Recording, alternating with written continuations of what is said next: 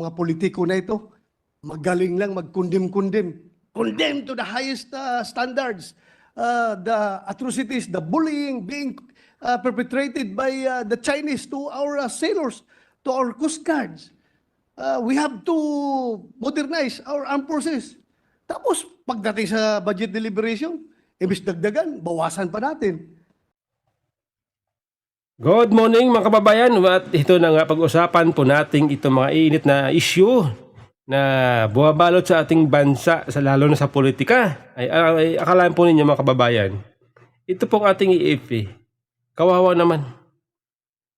Ito pong ating bansa na ang ilangan ng pundo para sana mapalakas ang sandatahan lakas, pero ito ang ating mga hindot na mga tambalulong sa kamara. Minamani obra. Binawasan ang budget request ng EFP na 50 billion, ginawa na lang nila 40 billion. Akalain nyo ba naman? Kung hindi ba naman mga tambalulong, ha?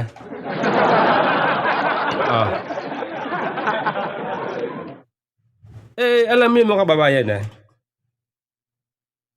Sa simula pa lang ito mga pinangako nito mga tambalulong dyan, ang iingay nila dyan dati, bago magsuna, puro sila ngaw-ngaw, palakasin daw ang EFP, modernisasyon, suportahan ang EFP. Sa tuwing may gulo dyan sa West Philippines, panay ang ingay nila, labanan ng China. Tapos ito, budget request ng EFP, babawasan nila. At gusto nila, doon nila ilagay sa ayuda. Bakit? Siyempre sa ayuda, may pakinabang dun siyempre. Dahil sa ayuda, pagdating ng eleksyon, sigurado yan. Babango sila sa mga botante. Ganyan sila mag-isip. Puro pansarili lamang. Matatandaan ninyo mga kababayan, bago magsuna si Pangulong Marcos, ang dami pong ingay, ang daming pangako nito mga tambalulong dyan sa kamara. Ano ba yung mga pangako na yon? Magbumura ang bigas pagdating ng July. Gaganda ang ekonomiya pagdating ng July. Gaganda ang buhay ni Juan de la Cruz pagdating ng July. December na, magdi-December na. Hanggang ngayon, ang bigas. Ganun pa rin. Sabi ni Tambaluslos, pag naipasa daw ang bagong taripa para sa pag-aangkat ng bigas, bababa na ang presyo. Naipasa na eh. Naipasa na po yung sinasabing taripa, bagong taripa. Presyo ng bigas, bumababa. Kaya kailanman, mga kababayan, hindi ako naniniwala dito sa buladas ni Tambaluslos ng mga tambalulong. Patunay na ang kanilang sinasabi, iba sa kanilang ginagawa. Patunay yan. Yung EFP na yan, modernization na yan, yung EFP budget na yan, patunay yan na ang kanilang sinasabi, kabaliktaran sa kanilang ginagawa. Ito po, pakinggan nyo ito, Pakinggan nyo ito, sinasabi ni Senador Bato. Kawawa naman. Kawawa naman. Nabanggit itong issue na ito because being a former member of the Armed Forces of the Philippines, former member of the Philippine National Police, and now a Senator of the Republic, I can't help but point out a glaring contradiction na nakikita ko. Kasi every time may mangyaring hindi maganda during our resupply missions to the Ayungin Shoal, pag mayroon tayong sailor na naputulan ng daliri dahil tinapyas ng Chinese Coast Guard or Chinese militia, or meron tayong mga maliliit na bangka na gamit ng Coast Guard or ng BIFAR natin or ng Marines or ng Navy, pinangga, our immediate reaction is like this. We condemn in the highest terms this incident. And we have to see to it that we have to modernize our Philippine Navy. Yung palagi ang linya nating masasabi as politicians, as legislators. And now, here comes the budget deliberation. Binawasan pa ng 10 billion yung NEP ng Department of National Defense. So, ang nakikita ko, there is always a contradiction in what we say and what we do. Sana, coordinated palagi or synchronized yung sinasabi natin as politicians at yung ginagawa natin as legislators who have the power of the purse. Kasi ako, mabalungkot talaga isipin, ang ating palaging instruction sa ating mga kasundaluhan, mga sailors, marines, coast guards, tiis-tiis lang kayo dyan. Hindi natin kayang girahin talaga yung China, malaki yan. Please avoid frontal confrontation with them. Please exercise escape and evasion. So kung ako ngayon ordinaryong sundalo, ordinaryong sailor, ordinaryong coast guard na nandoon nakadeploy sa West Philippine Sea, ang isipin ko palagi okay lang ito. Maghirap tayo na maghirap dito. Because ang gobyerno naman ay nasa likuran natin palagi, sinusuportahan tayo. Pero kung malaman nila ito na ultimo yung kanilang may batas na nga na nagsasabi para dito sa AP Modernization Program, hindi pa natin ma-implement.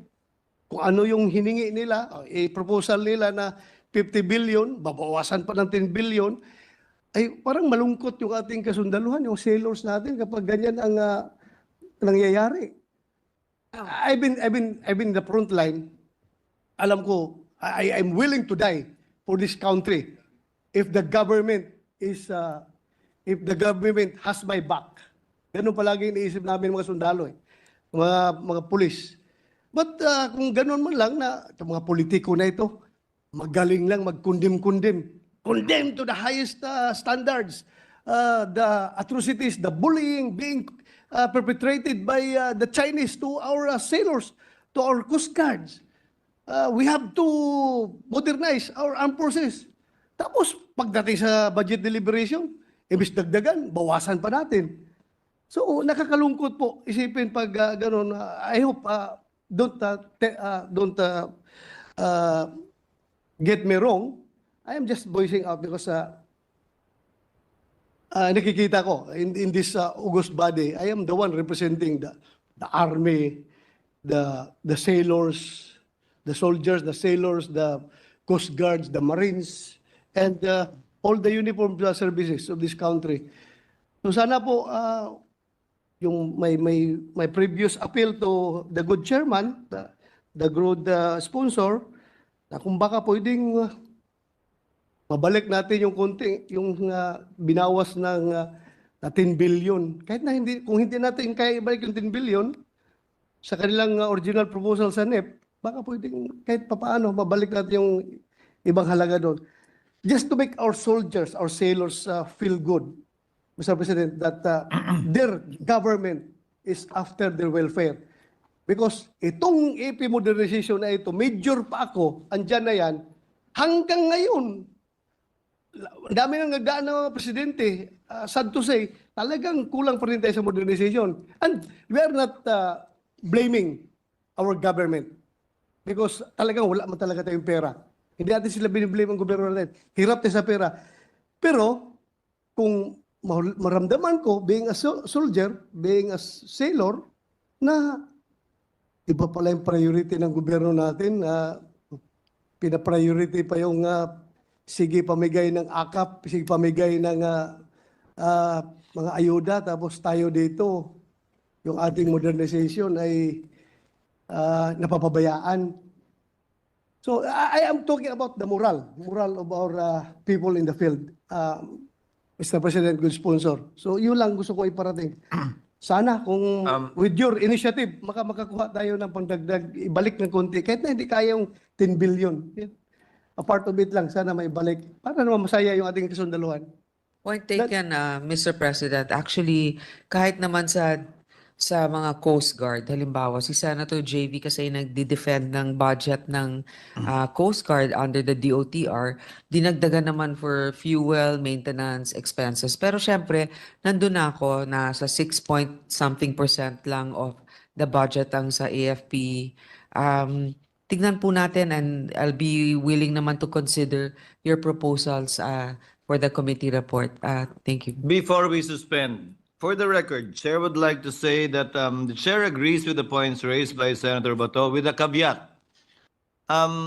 Hindi natin pwedeng tingnan at bigyan ng pondo ang modernisasyon ng pikit mata dahil yung track record mismo ng DND at AFP sa mga nagdaang panahon ay hindi naman pwedeng panghawakan palagi. To cite as an example, the AFP bought missiles from India worth about 8 billion if I'm not mistaken.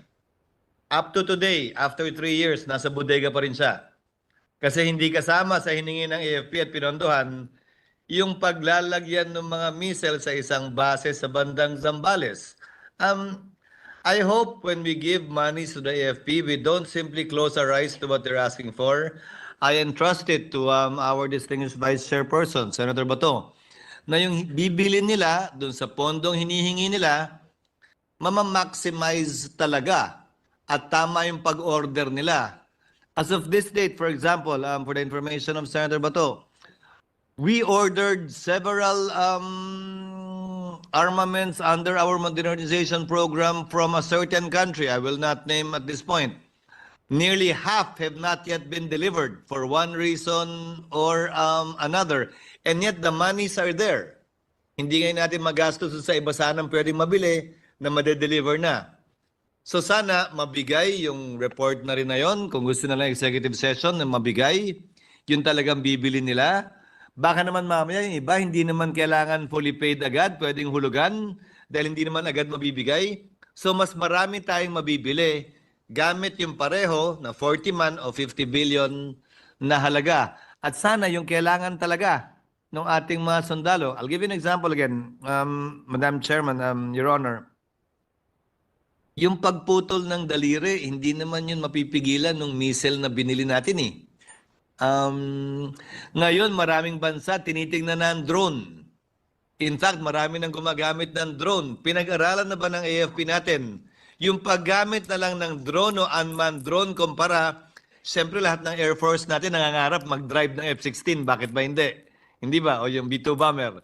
Pero papunta na ba tayo doon sa modernisasyon na drone na tayo? At hindi na doon. Marahil, baka mas marami pa tayong mabili, marahil mas mura. Sana maganda mapakinggan mula sa AFP din yung kanilang plano at balakin. Dahil kada pagpasok ng bagong administrasyon at may bagong chief of staff, correct me if I'm wrong, Senator Bato, nagbabago yung components ng modernisasyon eh. Binabago nila, hindi naman nananatiling ganun eh. So kada administrasyon pumapasok yung panibago na namang plano at nagbabago din yung teknolohiya. Kaya hindi pwedeng iplano yung modernisasyon ng isang upuan lang ng isang administrasyon dahil makalipas ang 5-6 na taon, baka may lumabas na bagong teknolohiya, yan ang mas bagay sa atin. Hindi yung nabili natin ang baka outdated na noong mga panahon na nakuha na natin.